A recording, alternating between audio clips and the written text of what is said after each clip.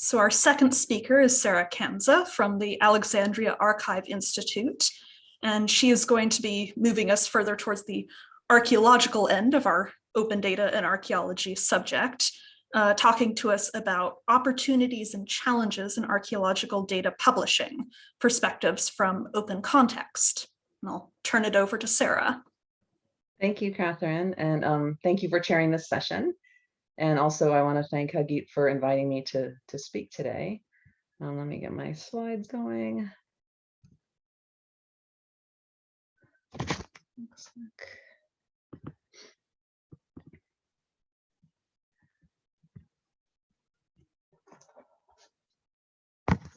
Okay. So yeah, it's a nice, it's great to follow your presentation, Sarah, because I'm going to talk about sort of a lot of what you just talked about, but in practice, in publishing archaeological data with the system open context. So in this talk, I'm going to discuss opportunities and challenges in data dissemination from my role as an editor for Open Context, which is a data publishing service for archaeology. And its name alone speaks to the importance of spatial data for open context approach to data publishing. Context is critical to interpretation and understanding in archaeology. And by context, we mean not only the placement of the artifact or structures in space, like the latitude, longitude, and elevation, but also its relationship to other objects and structures. However, this goes even farther to also include the context of the object's interpretation. How and by whom was it found? How was it documented? What methods were used in its analysis? Once it's removed from that original archaeological context, what details are important for others to be able to understand that original context? So this is what we grapple with in publishing data with open context. Essentially, how to ensure that data are sufficiently described and documented so they are understandable and suitable for reuse by others now, but also for unknown future uses. And that's getting at a lot of the fair data principles that Sarah just talked about. So Open Context publishes data on the web. It's all open and free for people to access and use, as long as they attribute the creator or the creators of the data. We charge a one-time fee for publishing because it's somewhat time-consuming to process, which I'll describe in a moment. All data are archived by the California Digital Library and other partners. Approaches to preserving and communicating archaeological data is not really settled science, and there's a great need for exploration. And I'll speak about open context approach to this. Our tagline, as you see here, is because data are for discovery and inspiration, not just management. So we see a need to do more than offer just a place to dump messy and disconnected spreadsheets. Data need investment to be useful. So management can't just be a sort of a checkbox compliance issue, afterthought, or lost in supplemental materials attached to a publication. So we really believe that data need to be contextualized to be useful. This means investing in curation and linking data together within individual projects, but also within other data that we publish with open context, and also linking with data curated by other expert communities outside of open context. Finally, you can't invest in data without also investing in community. For data to be meaningful and used, more people in our community need to develop knowledge of what can be done with data and how. So we do this at Open Context through advocacy, such as like doing lectures, doing workshops like this, and service on committees where we can try to move the needle toward this vision. We also do it through capacity building by promoting data literacy, curating more data so there's more critical mass of useful, relevant data to sustain interest, and by fundraising for programs to work toward this vision. And then we also do it through our data editing process. And to date, we've published more than 150 data publications, mostly archaeology related. And this includes over 2 million individual items. And an item could be something like an archaeological unit, or an individual potsherd, or a bone, or an image. And then 140,000 images and media, including maps. And our publishing process, again, is sort of targeted at aligning with the FAIR principles that Sarah described. So basically, we see this, we add a lot of work into the documentation, cleanup, review and editing of people's data sets, and annotating them to make them relevant to other projects across the web. And so this actually requires a whole lot of additional work, and this is where the sort of on our end, where the fees for publishing, what that pays for is this work before we put the data out there into the world, open access. In publishing data, we put the extracted data into a common database because so much relevant archaeological information is often scattered across many data files in a given project. So this is showing a coin from Dumlustepe, which is a site in Turkey that has a late Roman coin hoard on part of the site. And the data about this coin came from 4 different files.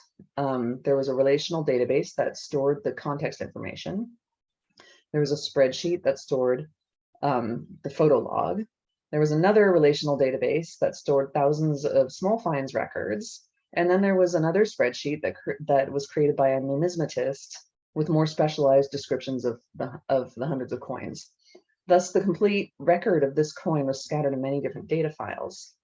And our publishing workflow brought all of this scattered information together into a more cohesive whole, simplifying access and analysis.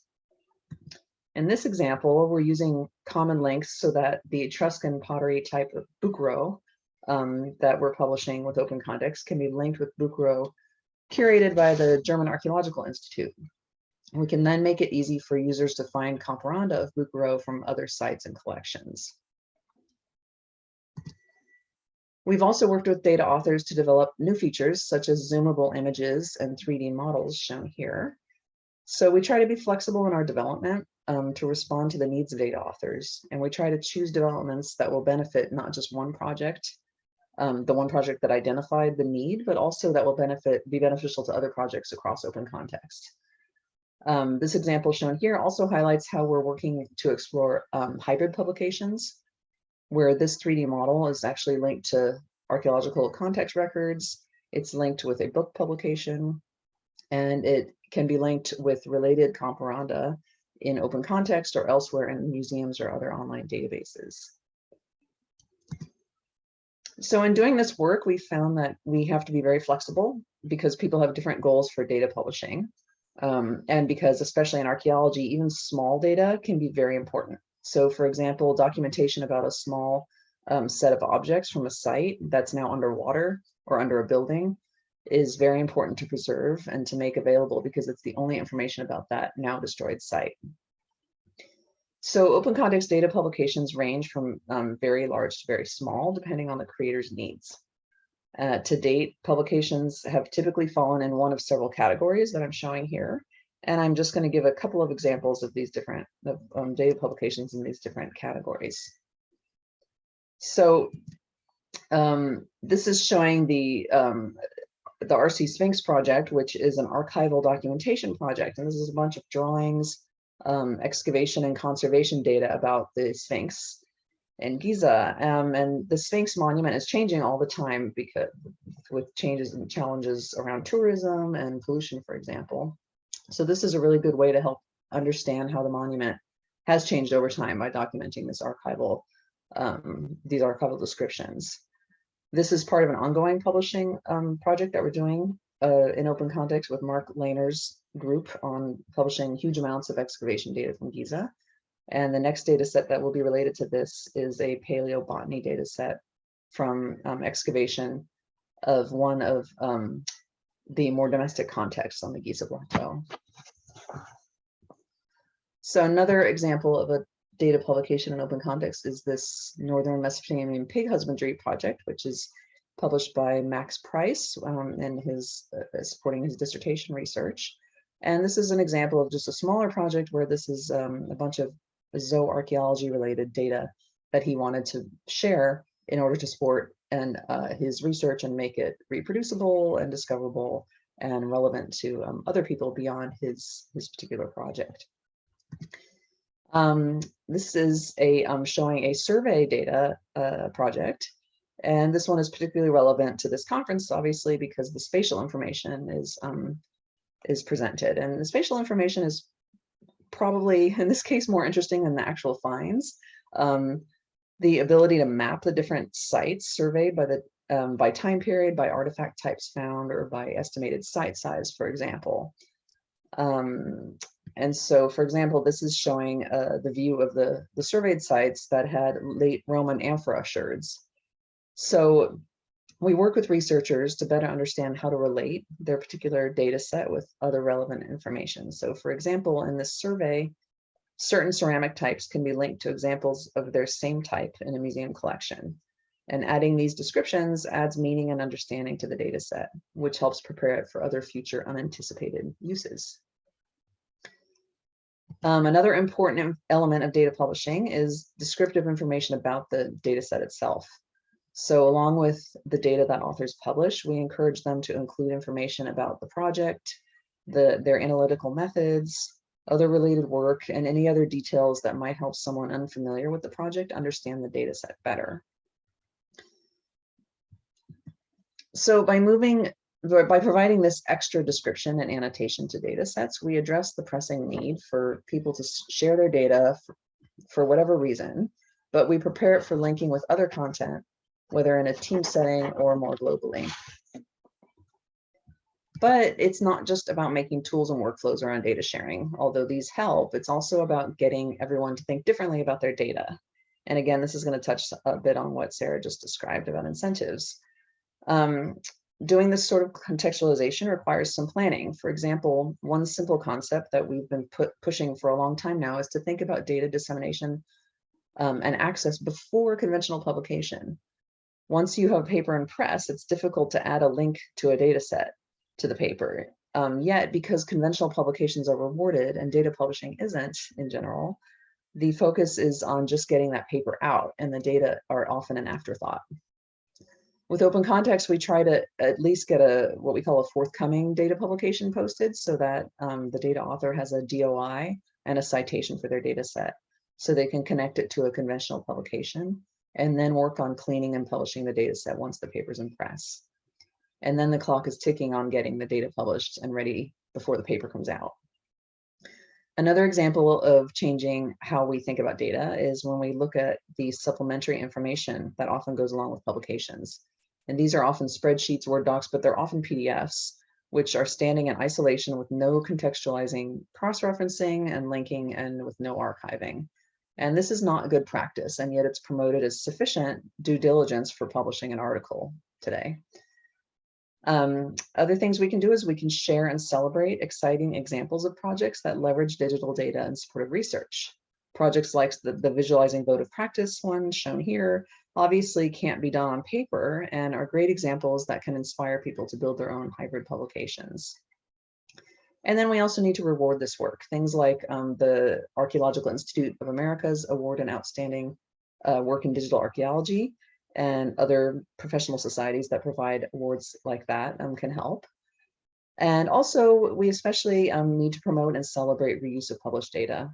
This is so important for a variety of reasons. We'll gain more understanding about how to communicate data effectively so that it can be reused. We'll share good practices. So some database, the organization of some databases and their recording systems may be particularly good examples to guide people in creating their own data sets. And if we share them, other people can use those as models.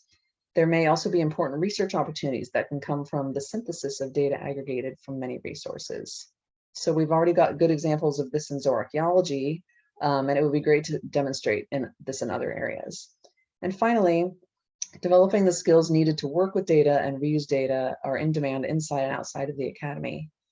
We'll give our students more opportunities and options if we teach those skills. Better yet, if we combine scholarly traditions from the humanities and social sciences, especially skepticism and caution about our sources of evidence, and including especially data, we can contribute to a larger social need to make people better equipped to evaluate and critique claims based on data. So thank you.